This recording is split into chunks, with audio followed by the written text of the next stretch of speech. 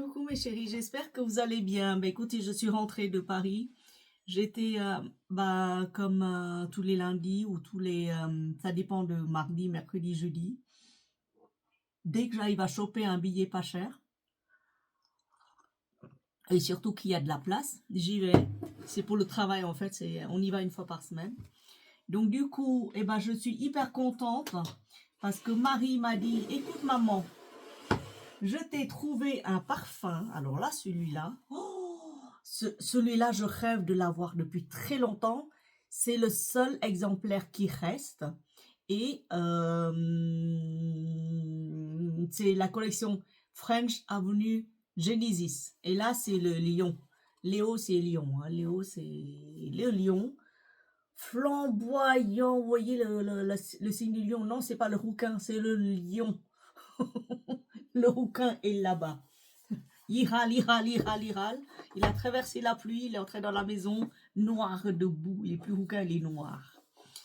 Donc, Genesis, si vous connaissez le parfum, la collection Genesis, extrêmement cher, Marie a réussi à le trouver dans une boutique à moitié prix parce que c'est le dernier exemplaire vendu à moitié prix. Voilà, au lieu de 50, elle a payé 25. Et c'est le dernier exemplaire qui reste. Il n'y a pas d'autre.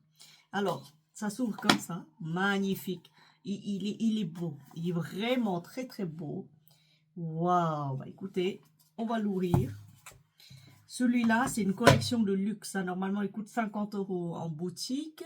45 peut-être en ligne. Magnifique. Franchement, très, très beau. Cabochon lourd. C'est la marque French Avenue. Qu'est-ce qu'il est beau, je l'aime beaucoup. Oh là là, oh là là. Oh, regardez-moi ça. Le lion. Oh là là, ça c'est une collection de luxe. Ça, c'est vraiment une collection de luxe. Hein. Alors, chitons ça. Oh là là.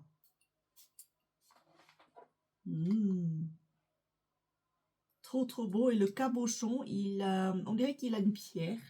On dirait qu'il a une pierre précieuse, un genre de rocaille, quelque chose comme ça. Vous voyez, hyper joli. Hyper joli. Alors, à ce propos, il faut que je finalise peut-être que je vais finaliser mon panier de chez Choubi, peut-être. Hein. Parce que je me suis commandé des guirlandes, en fait. Oui, je me suis commandé des guirlandes. Oui, et guirlandes. Alors, qu'est-ce que j'ai pris chez eux? Mon guirland à moi. Hein.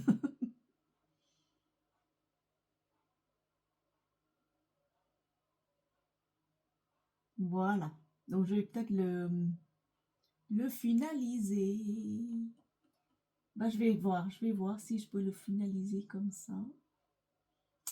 C'est quand même cher, hein, tous ces parfums-là.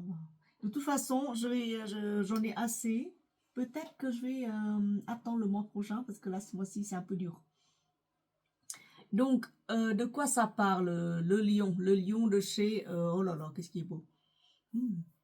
Le lion de chez French Avenue de la collection Genesis. En fait, c'est une collection des signes de zodiaque. Il n'y avait que le lion qui restait. Il y a peut-être une ou deux autres bouteilles, mais il faut qu'elle aille les sentir. Alors, ce Fragrantica, ils disent quoi?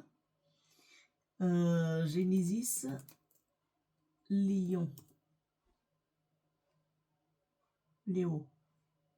Voilà, French Avenue Léo. C'est beau. Oh, c'est très très beau. C'est franchement là, vous offrez ça à un homme et une femme. Collection de luxe, mes chéris. Magnifique. Alors, les accords principaux, c'est poudre et boisé agrumes, vanille musquée, ambre, iris, épicé frais, sucré, aromatique. Trop beau. En note de tête, vous avez la racine d'iris, bergamote, citron, orange. En note de cœur, vous avez des accords gourmands, genre un gâteau à la fraise. Vanille, bois de cachemire et poivre noir. musc, ambre, cèdre et bois de santal au fond. C'est assez doux, hein, c'est pas un parfum qui en projette énormément. C'est extrêmement doux. Quand je le porte sur moi, c'est vraiment très très doux. Il est doux. Magnifique. Franchement magnifique. Hop, je remets dans sa boîte. Même la boîte, elle est jolie. Voilà. C'est comme ça.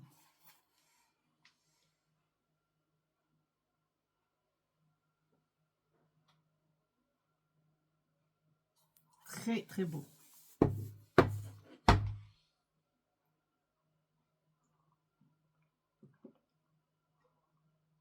C'est à puissance sillage modéré. Hein. Ça tient pas longtemps sur moi. Je sais pas sur vous, je sais pas, mais sur moi, voilà. Ah, ils ont toute une collection. Hein. Ils ont Capricorne, Sagittaire, Scorpion, Poisson, Balance, Cancer, enfin, bref. Taureau, Gémeaux, Poisson, Vierge et la suite. Alors, de quoi ça parle ce parfum? Ce parfum ressemble à, mais ouais.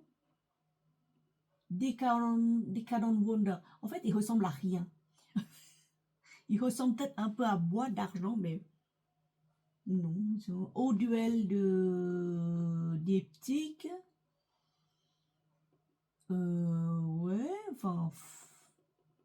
Moi, je connais pas tous ces parfums-là. Céline Black Tie. Voilà, si quelqu'un a un parfum de chez Lynn, ça s'appelle Black Tie. Black Tie, T-I-E. Alors, French Avenue, ils ont un petit livret. Là-dedans, Scent from the Stars. Alors, oh, je vais vous traduire. From time immemorial, as the celestial bodies rule the heavens, their cosmic influence has been believed to shape and guide civilizations on the earth. En bref, c'est que les dieux régnaient dans le ciel et à partir des 12 signes de zodiaque. Alors, le taureau, le truc, le machin. Moi, je cherche le lion. Léo, lion. Voilà, c'est comme ça.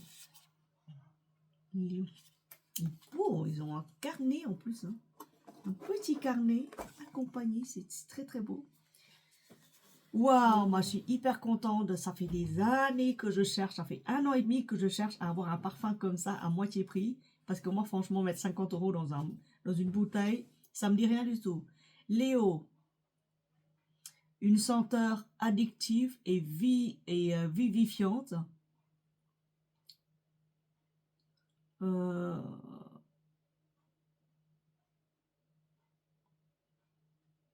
Le citron, l'essence de bergamote, l'orange et la vanille.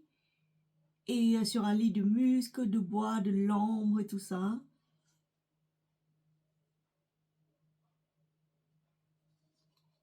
En fait, c'est une senteur royale, le lion.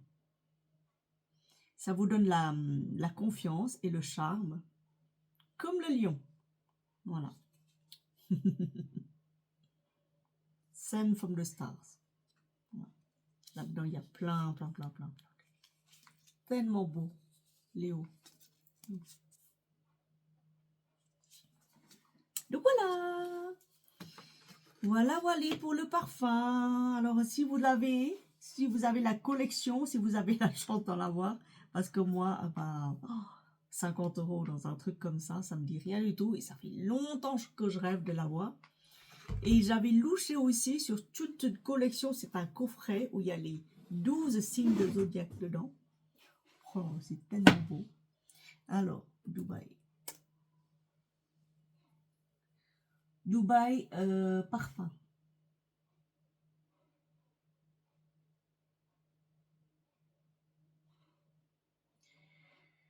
Oui, alors, Genesis.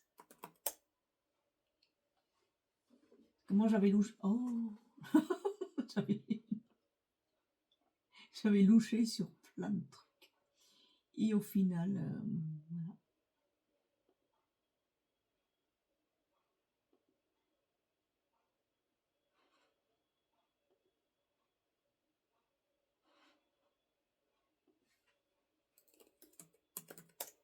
C'est vrai que posséder une collection comme ça, c'est tellement beau.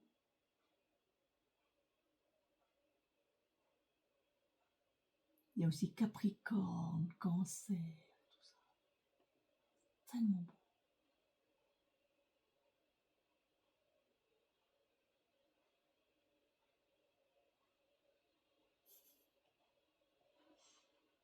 Ben, il faut les sentir, les parfums d'abord, hein. Il faut vraiment les sentir avant de se précipiter pour en prendre. Parce que déjà, ça coûte hyper cher. Oui, ça coûte cher, hein, c'est pas donné, hein.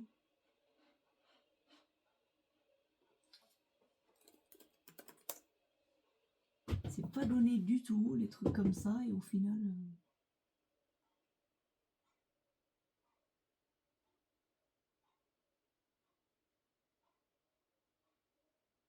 Capricorne.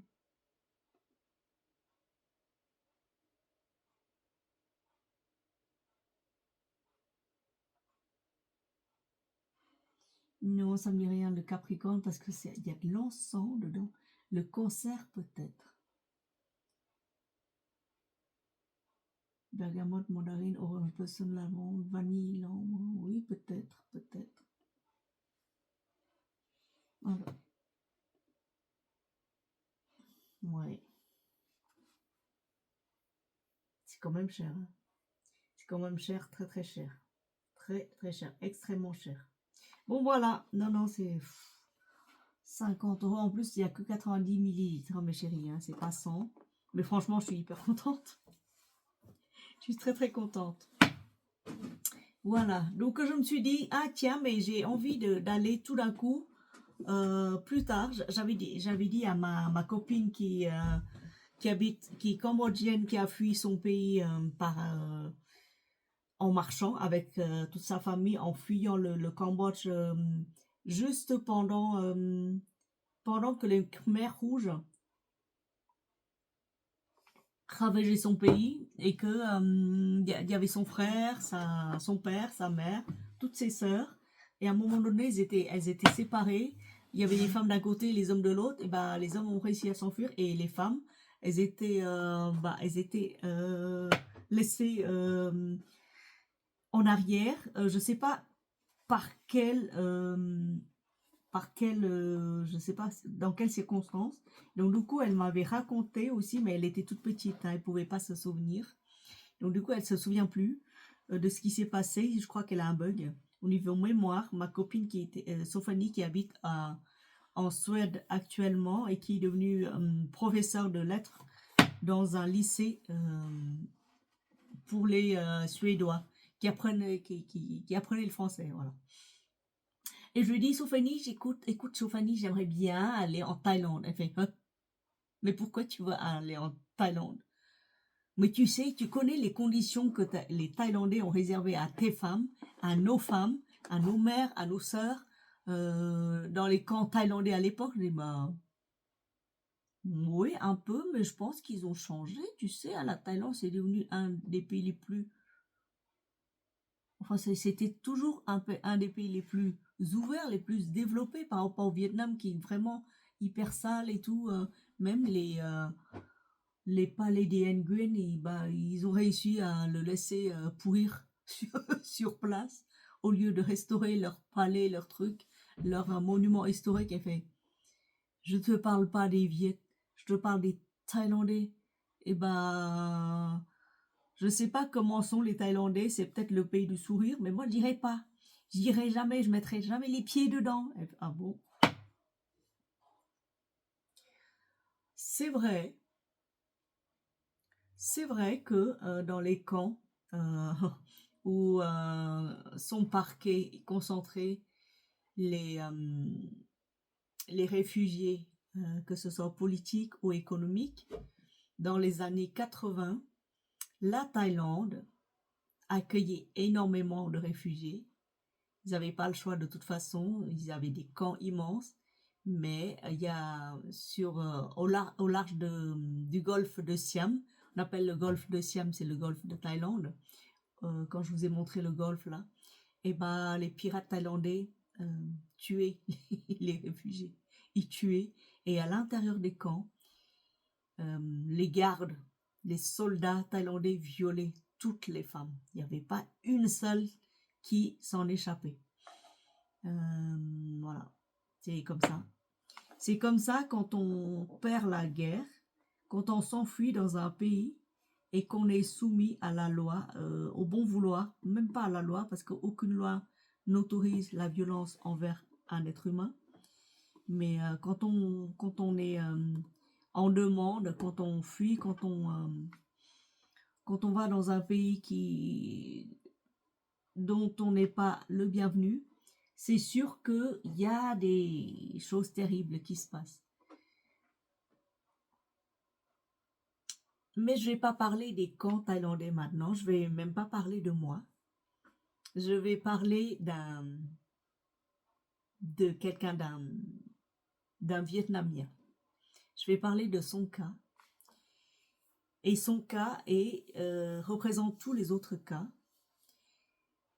C'est un Nguyen. Il doit avoir l'âge de mon papa actuellement. Parce que quand il était venu sur la terre libre, enfin, au Canada, et ben, il devait avoir, il était dans la trentaine. Voilà. Il a fui le Vietnam. Pourquoi il a fui le Vietnam? Parce que, en fait, sous l'ancien régime, le régime libre du Vietnam libre, il était professeur, pas n'importe lequel. Il était professeur, il enseignait dans l'armée. Il était gradé, c'était un homme gradé, mais il n'a jamais tenu une arme, il n'a jamais tiré sur personne. Il a été recruté en tant que professeur pour enseigner dans l'armée, pour former les soldats et en lettres uniquement, hein, parce que c'est un professeur de lettres, hein, c'est pas un professeur d'art stratégique et autres, hein, c'est un professeur de lettres. Et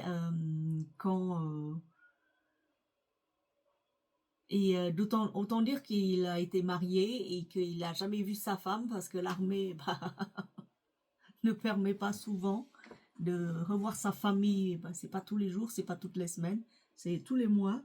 Donc la femme éduquait seule l'enfant et le jour où il a revu sa femme et son enfant, c'était le jour de la libération, 30 avril 1975. Ce jour-là, son fils avait 1 an. Tout de suite après, il a été envoyé en camp de rééducation. Donc sa femme a dû nourrir son fils, tout tralala. Et en même temps, elle devait travailler pour le nourrir lui en prison.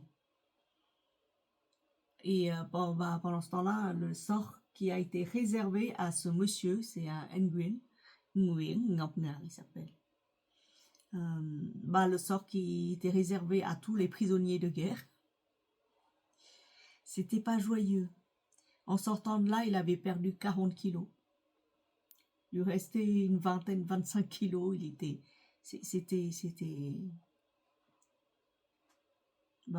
tenait pas debout. On l'a relâché au bout de 3 ans. Il était gravement malade. On a peur qu'il ait... Et de toute façon, il était pas violent. C'était pas un homme qui avait tiré sur qui que ce soit. Il était juste professeur. Et comme c'est un intellectuel, servi sous l'ancien régime, il méritait la case de camp de rééducation. Quand il sortait, on lui a dit attention, on te lâche au bout de 3 ans pour que tu revoies ta femme et ton gosse, mais deux mois après, attention, on va peut-être t'envoyer toi, ta femme et ton gosse dans les zones à développement économique. Vous savez, à Koh Lanta. Les cons avaient connu Koh Lanta, ils avaient établi Koh Lanta avant l'heure, d'accord? Donc, pour ceux qui font Koh Lanta,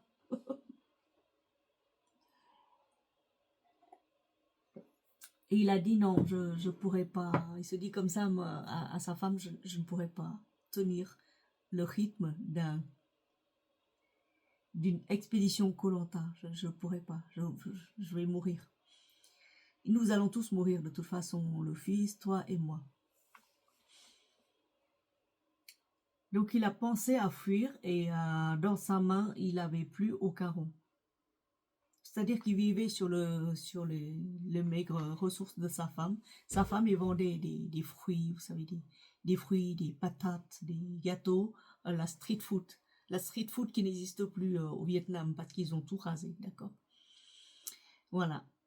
C'est pour ça que je vous ai parlé des street food, parce que pendant 50 ans, la street food, la nourriture des rues, a permis aux femmes qui ont perdu leur mari, qui sont devenues veuves, de nourrir leurs enfants. Et ça a continué jusque-là. Et c'est pour ça que c'est un crime, encore une fois, contre toute une population, d'avoir rasé complètement la politique de street food. Oui. Donc, dans sa main, il a rien. Et il y a aussi son frère qui sortait aussi de prison et qui tout de suite a contacté, son plus jeune frère a contacté un ancien commerçant chinois. À l'époque, les Chinois avaient le droit de sortir du territoire sur des bateaux surchargés. Il fallait juste payer 10 taels d'or. 10 feuilles d'or par tête. De 20 à 10, ça dépend. Ça dépend de la bonne humeur de l'officier qui vous signe le papier, qui vous laisse passer. Donc à l'époque, c'était 10 taels d'or par tête. Et les enfants, c'était 5 taels d'or. Je ne sais pas pourquoi c'est comme ça. Et donc du coup, il a dit, même un filament d'or, j'en ai pas. Comment je peux avoir 10 taels d'or? Il faut 20 taels d'or, 25. Et son jeune frère lui a dit, écoute, moi j'ai retrouvé un ancien commerçant, il est prêt à partir, et comme il a de l'argent en sus, il a entendu que tu as été professeur, que tu as été relâché, il a dit, je vais aider un professeur et sa famille à fuir. Donc, moi je t'ai présenté à lui, et tu vas le rencontrer, il va te prêter des sous, et arriver dans un pays libre, tu vas travailler pendant 5 ans, 10 ans et tu vas pouvoir le rembourser petit à petit. Il a des sous, il n'a pas envie de les gaspiller, il n'a pas envie de les laisser sur place, il n'a pas envie d'emmener avec lui beaucoup d'argent parce qu'il sait qu'il y a risque sur la mer. Donc, à l'époque, c'était des immenses bateaux construits exprès pour exporter les Chinois. Le gouvernement à l'époque n'aimait pas les Chinois. Et tout d'un coup, ils ont décidé qu'ils n'aiment plus les Chinois. Ils se sont querellés avec son grand frère du Nord. Ils s'appuyaient beaucoup sur les Russes. Donc du coup, les Chinois dehors. Il y a des périodes comme ça où je te cause plus. Voilà. Actuellement, on ne sait même plus à qui il cause. D'accord. Voilà. Donc, il a dit, mais c'est une chance inespérée. Et donc, du coup, il a fallu refaire ses papiers, refaire des faux papiers pour le Nguyen et sa femme et son fils. Et il a dû apprendre quelques mots de chinois, du Saigon de l'époque. Parce que le chinois du Saigon et le chinois du vrai, c'est pas pareil. Donc, il a dû apprendre quelques mots, quelques phrases pour qu'on ne le détecte pas. Et voilà notre ami qui a réussi à avoir des papiers, mais avec beaucoup d'argent. Il a dû tout emprunter à droite, à gauche, à son frère, à tous ceux qui ont encore un peu et qui voient ce professeur complètement à l'article de la mort, qui dit, attends, si tu veux partir, vas-y. Le jour où tu iras là-bas, tu penseras à nous, tu nous enverras un peu de sous pour qu'on puisse s'en sortir, parce que là, on meurt de faim. Donc il a promis à tout le monde, donc il a emprunté des sous. Le commerçant chinois qui était dépouillé de tous ses biens, mais il conservait encore de l'or, beaucoup d'or. Et donc il payait les droits de douane, tout tralala et tout, et arrivé, et même son petit frère a réussi à avoir quand même des emprunts pour pouvoir payer pour sa famille aussi. Son petit frère et la femme de son petit frère et l'enfant de son petit frère, son neveu. Et arrivé au moment d'embarquement, il a vu le bateau, il s'est dit, non, ce bateau ne tiendra pas avec 300 passagers. Ce bateau-là, au maximum, 100, 150, pas plus. Pourquoi ils mettent 300 passagers?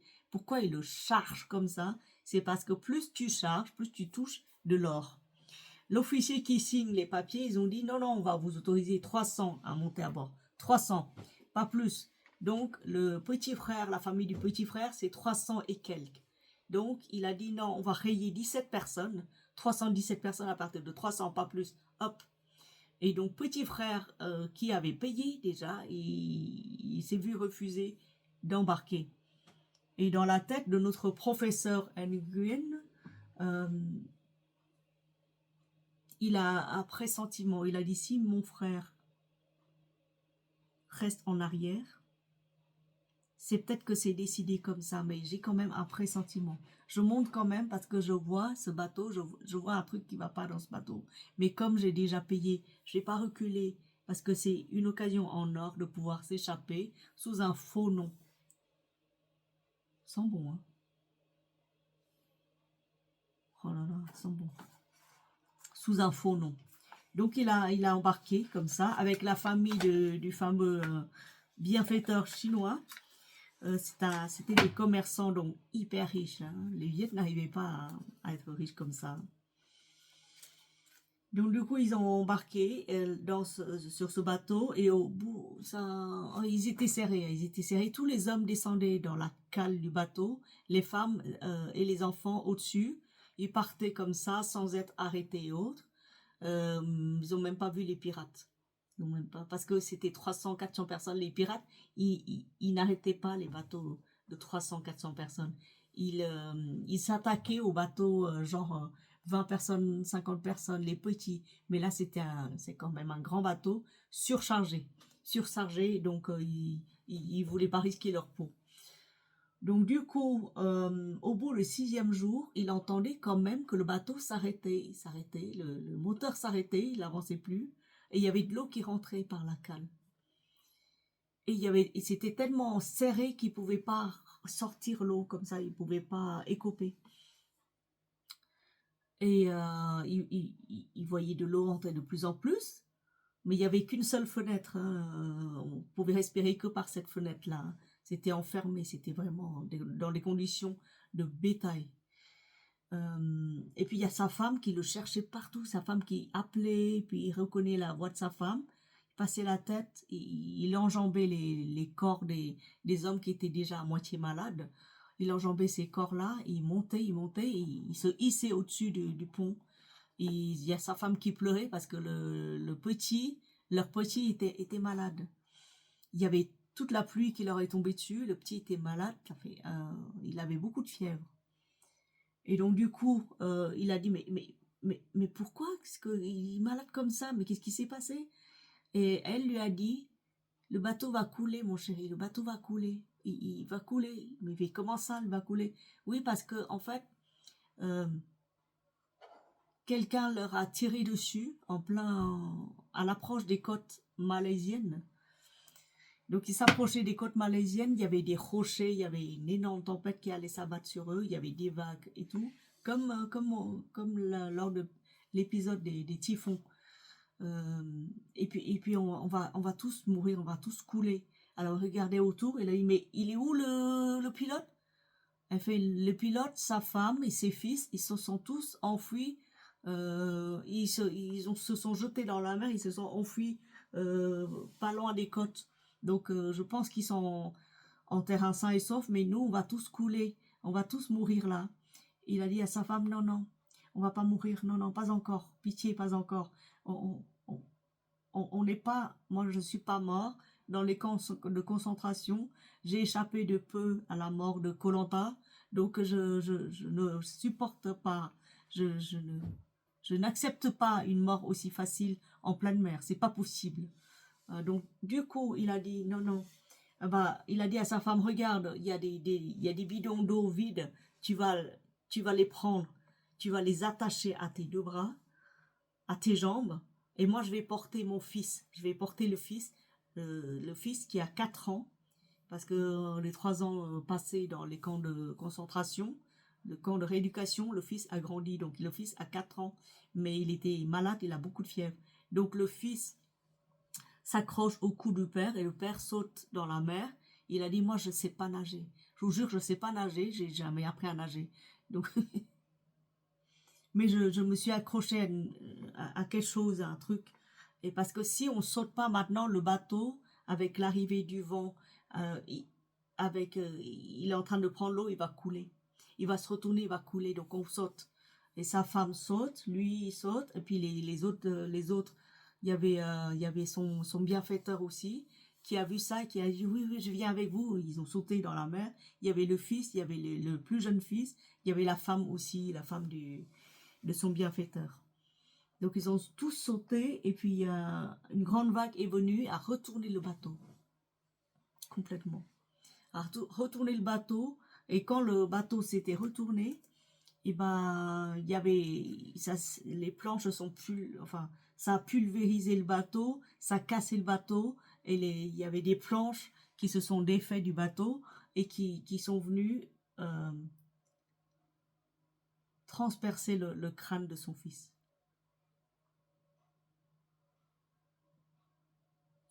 Oui, transpercer le crâne de son fils. Et une autre vague arrive, l'a coulé au fond de la mer. L'a coulé notre homme. La femme, il a dit, je ne sais pas où elle était emportée. Et, et j'ai essayé de me hisser hors de l'eau. Et puis une autre vague arrive et a poussé a poussé. Et tous les hommes qui étaient dans la cale, il y avait beaucoup de morts. Il y avait beaucoup de morts, il y avait des femmes, des filles, des mères et tout ça qui essayaient de s'accrocher à leurs enfants. Les jeunes filles qui étaient déjà mortes de froid et tout ça. Il y avait beaucoup de morts ce jour-là. Le bateau avait 300 personnes. Les 2 tiers étaient morts. Il n'y avait plus. Il y avait pas beaucoup de survivants. Et après, quand il a senti que quelqu'un l'a tiré hors de l'eau, ou c'est une vague qui l'a projeté sur la grève, et il était là, inconscient, et quand quelqu'un vient le secouer, disant comme quoi, tonton, s'il te plaît, réveille-toi, ta femme, elle n'y est plus, j'ai pas retrouvé ta femme, ton fils a été frappé par une planche, transpercé par une planche. Il n'y a que toi qui survis. Il y a moi aussi, il y a peut-être ma mère quelque part, mes sœurs quelque part, mais je ne le retrouve pas. Donc c'est le plus jeune fils de son bienfaiteur. Et à partir de ce jour-là, il racontait sur sa chaîne. À partir de ce jour-là, son cœur est glacé. Il a dit, mais pourquoi? Mais pourquoi? Mais pourquoi est-ce que tu m'as fait traverser la mer? Tu nous as fait à côté. C'est juste aux portes des îles malaisiennes. Et pourquoi à ce moment-là, tu nous as frappés? Il s'adressait comme ça à son Dieu parce que c'est un catholique. Il est croyant, il est catholique. Il a dit, mais pourquoi tu m'as fait ça? Pourquoi? Toutes ces années, il s'est demandé pourquoi. Mais voilà. Voilà son histoire. Bon, il a réussi quand même à survivre malgré la douleur de perdre femme et enfant. Il les a jamais vus réellement. Il a jamais vu réellement grandir son fils. C'était soit soit en mission, soit en prison. Il a dit, moi j'ai pas vu grandir mon fils. J'ai abandonné ma femme.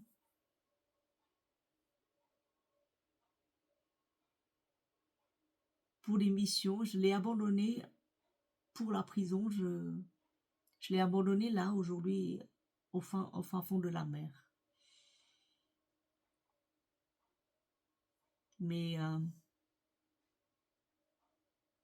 après beaucoup d'années d'errance et de peine et de culpabilité, il a compris que si Dieu a voulu qu'il vive, alors que son sort était destiné au même sort que les autres, c'est-à-dire mourir en pleine mer, au large des côtes malaisiennes, c'est qu'il y a quelque part un devoir, une mission. Et qu'on ne confie pas une mission, on ne confie pas une charge à quelqu'un qui est faible. Donc il s'est repris, il a dit, moi je voulais être écrivain quand j'étais jeune. Mais je devais travailler pour nourrir femme et enfants, donc du coup j'ai jamais pu devenir écrivain. Et au large des îles malaisiennes, dans les camps de réfugiés, où ils voient la misère déjà, parce que les Malaisiens à l'époque, c'était pas des très très riches, c'était pas des extrêmement riches, même maintenant, c'est pas des riches. Mais ils ont accueilli les réfugiés comme ils peuvent. Certains les maltraitent, surtout les gardes, surtout les soldats, surtout ceux qui gardaient les camps et ceux qui étaient chargés de garder les côtes. Ceux-là, ils tiraient à vue sur les bateaux qui essayaient d'entrer pour s'accoster sur les îles malaisiennes, parce qu'ils ont le devoir de garder. Mais le gouvernement malaisien a accueilli à peu près 400 à 500 000 réfugiés. Ils ont construit des baraques. Beaucoup sont morts sur la terre des Malaisiennes. Beaucoup. Et il y en a énormément qui sont revenus des années après pour essayer de retrouver la tombe de leurs proches. Énormément. Et notre homme était accepté par une délégation canadienne parce qu'il était chargé de traduire. Il était traducteur parce qu'il parlait plusieurs langues. Il parlait l'anglais, il parlait le français. C'était un professeur. Donc, il pouvait comprendre et faire la traduction aux réfugiés. Pour les délégations qui venaient, il y avait des Français, des Hollandais, des Anglais, des Canadiens, des Américains qui venaient pour aider le peuple viet en réfugiés sur la terre de la Malaisie et pour aussi préparer leur accueil sur le continent. Sur les îles malaisiennes, à l'entrée des camps de réfugiés, c'est marqué Gate of Freedom and Humanity. Gate of Freedom and Humanity, c'est ici se trouve la porte de la liberté et de l'humanité, écrit par les Viettes. Les Viettes ont érigé un genre de temple pour remercier le gouvernement malaisien, même si les conditions d'hébergement étaient très sommaires, c'est-à-dire 4 planches sur pilotis, il n'y avait pas d'eau courante, il fallait faire venir par bateau, beaucoup de bateaux, et chacun avait droit à 10 litres d'eau, de l'eau douce par jour, par tête. Et les jours où il y a des très grandes tempêtes, il n'y avait pas de bateau qui accostait avec de l'eau et de la nourriture. Donc nourrir à peu près 1 million, 2 millions de personnes sur la terre de Malaisie, il fallait avoir du courage. Donc les Viettes ont remercié. Ils ont dit, même si on a été violentés quand même, les femmes étaient violentées par les gardes, et il y avait beaucoup de gens qui mouraient juste en accostant avec leur bateau, parce que les gardes leur tiraient dessus, parce qu'ils ont ordre de protéger les côtes. Mais quand même, une fois que les réfugiés étaient à terre, ils ne pouvaient pas les refouler, parce que le bateau était fracassé en 1000 morceaux par les vagues sur cette partie-là. Donc notre homme est devenu écrivain sur la terre de Canada parce qu'une délégation de Canadiens était venue, avait accueilli beaucoup de réfugiés et avait accueilli aussi notre jeune professeur. Et donc, arrivé au Canada, il écrivait, et en même temps, il faisait toutes sortes de métiers, genre manutention dans les, dans les, dans les usines. Lui qui était professeur, et ben, il faisait tout jusqu'au jour où il a été, où ses livres étaient publiés par une maison d'édition canadienne, pas franco-canadienne, mais anglais-canadien et anglais-vietnamien, et jusqu'à ce une chaîne de télévision vietnamienne l'a repéré, car il a les paroles douces d'un professeur, d'un poète, et la culture d'un écrivain authentique du Vietnam du Sud. Je vous montre sa photo, je vous montre, il a animé pendant 20 à 30 ans euh, la, les émissions culturelles du Vietnam, que ce soit aux États-Unis ou au Canada.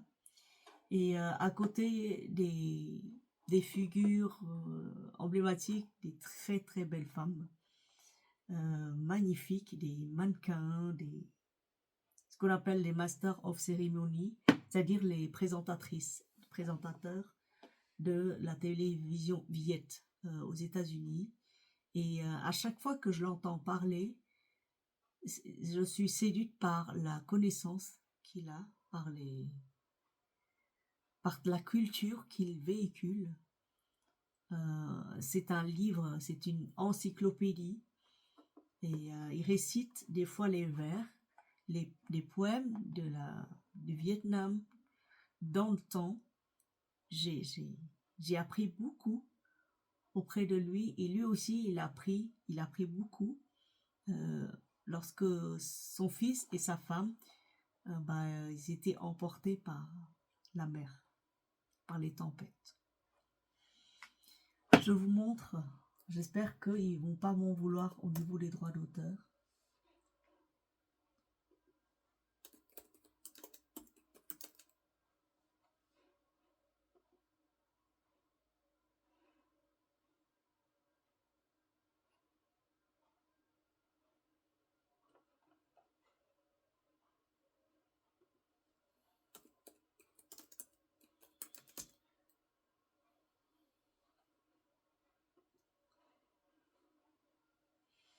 Voilà. Voilà, c'est lui. Figure emblématique de la culture du Vietnam. Et quand il anime les émissions, moi j'adore. Il présente beaucoup d'émissions pendant plus de 30 ans, je crois. Il a l'âge de mon père. Il avait 25 à... Oui, il avait 25 ans, oui, bah écoutez, 80 ans, vous voyez. Il avait 25 ans quand Saigon est tombé. Et je vais essayer de retrouver une des plus belles actrices et présentatrices avec qui il présente les émissions. J'adore. Voilà, il y en a plein d'images d'eux. C'est une des plus belles présentatrices. Elle est hyper marrante. Vietnamienne que j'ai jamais rencontrée. Elle est très jolie, elle est très belle. Il y a des gens qui l'aiment pas, il y a des gens qui l'aiment, mais moi je l'aime bien parce que ces deux-là vont très bien ensemble. Voilà. Kei Yuen, elle s'appelle. Son père a été, je crois, ministre sous l'ancienne règne. Voilà. Mais voilà. Donc c'est juste pour vous dire que quand on a un destin aussi tragique, quand on perd toute sa famille, on retrouve quand même l'envie de vivre, parce qu'on se dit mais pourquoi ça m'arrive à ce moment-là, pourquoi? Mais après il y a quand même une force, une foi qui nous dit ça m'arrive parce que j'ai la force de tout supporter. Ça m'arrive parce que si on m'a laissé vivre, c'est parce que il le fallait, c'est tout. Il n'y avait pas à se poser la question pourquoi et ni comment, parce qu'imaginez s'il se jette aussi dans la mer pour accompagner sa femme et son enfant, pour se noyer avec eux. Je pense qu'aujourd'hui, le Vietnam aurait perdu une voix, une des plus belles connaissances sur la scène culturelle du Vietnam. Il sait pas chanter, hein, il sait pas nager, mais quand il présente une émission, il apporte toute la culture du Vietnam avec lui. Et à travers son témoignage, moi je l'ai lu et relu plein de fois, à travers son témoignage, je sais qu'on peut tout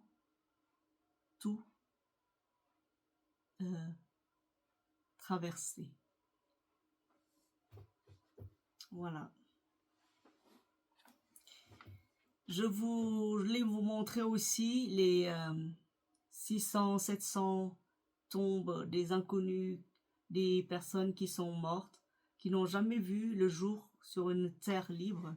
Mais je pense que ça sert à rien de vous les montrer. Sur les îles malaisiennes, thaïlandaises et autres. Cette histoire était tragique, mais les survivants sont revenus et ils ont rénové les tombeaux. Ils ont dit la Malaisie, si elle ne nous avait pas accueillis, si elle était tombée sous la coupe des communistes, les Vietnamiens, la diaspora vietnamienne n'aurait pas survécu, tout simplement parce que 90% des Viets fuyaient par la mer.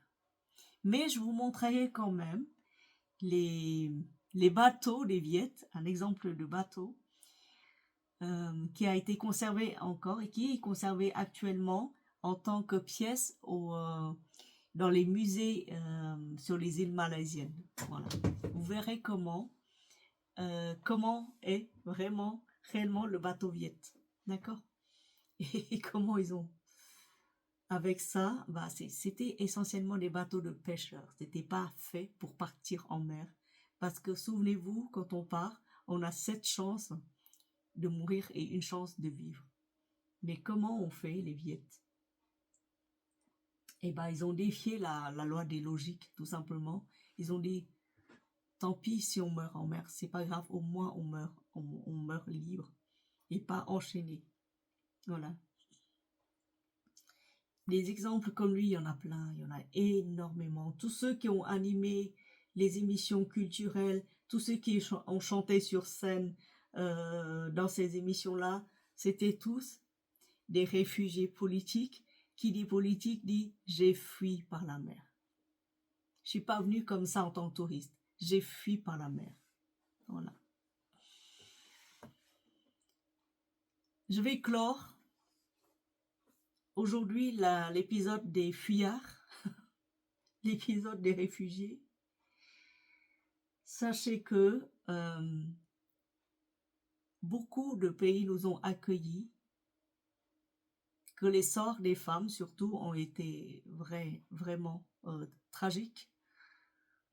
Voilà. Et mais le Vietnamien s'en sort toujours parce que il s'est trouvé la force que même des fois je la perds moi-même. Mais quand je me relie à cette force-là, la force commune qui a fait relever tout être, tout Vietnamien tombé au fin fond de l'abîme, je pense que petit à petit, si on se relie à cette force-là, on retrouve notre liberté intérieure. Je souhaite à tout un chacun d'avoir la force de survivre à toute épreuve et que, quoi qu'il se passe, vous souvenez-vous de l'exemple de Monsieur Nguyen et vous verrez que vous pouvez vous en sortir quelles que soient les épreuves que vous traversez. D'accord? Merci de m'avoir écouté. Merci d'avoir assisté au débat de Genesis avec moi. Dites-moi si vous l'avez. Et dites-moi si vous connaissez cette collection-là. Magnifique collection. Très très belle. Et je pense que j'ai de la chance. J'ai beaucoup de chance. Très très beau. Regardez. Même derrière c'est marqué Genesis. Voyez. Donc, En vous souhaitant une bonne nuit, il est tard. Bon repos à vous. Bonne journée si vous me voyez demain. Bisous, bisous.